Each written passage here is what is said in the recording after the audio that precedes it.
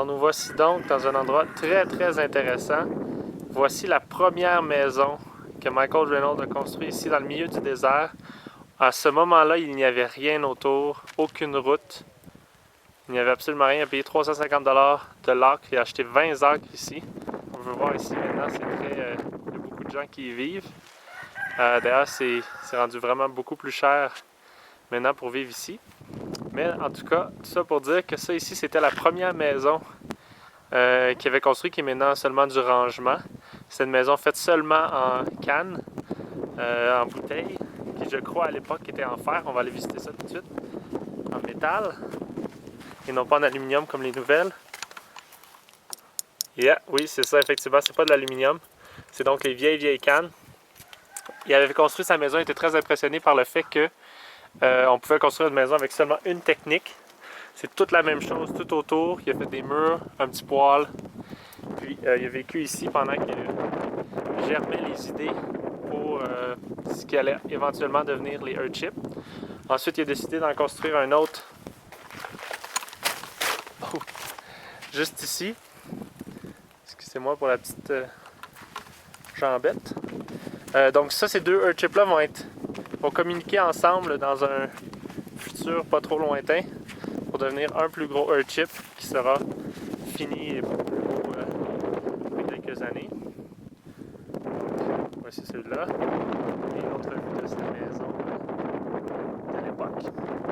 Juste derrière, comme vous pouvez voir, une large, très large éolienne qui d'ailleurs a fonctionné pendant 22 ans sans aucune maintenance, sans aucun entretien, c'est-à-dire cette maison-là qu'on voit juste devant, c'est le grand-père des Earthships. C'est-à-dire c'est le premier bâtiment qui a intégré tous les principes des Earthships, ou presque, des Earthships modernes, dans un seul bâtiment. Comme vous pouvez voir à l'époque, c'était pas si beau que ça, mais il y avait l'énergie solaire, il avait construit une grosse éolienne sur le toit pour les journées venteuses, comme je disais, qui a fonctionné pendant 22 ans, sans aucune maintenance, non, sans aucune réparation, etc. Ici, c'est l'avant de la maison, avec la serre.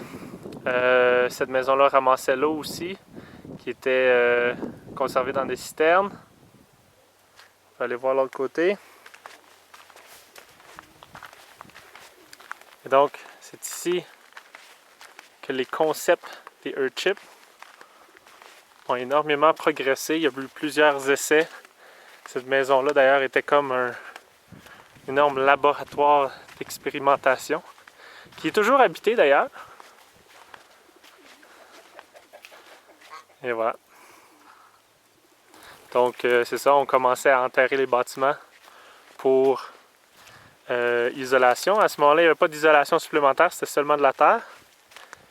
Mais ça faisait déjà quand même un très beau travail pour se protéger des éléments, donner de l'isolation et aussi avoir la température de la terre qui est beaucoup plus stable.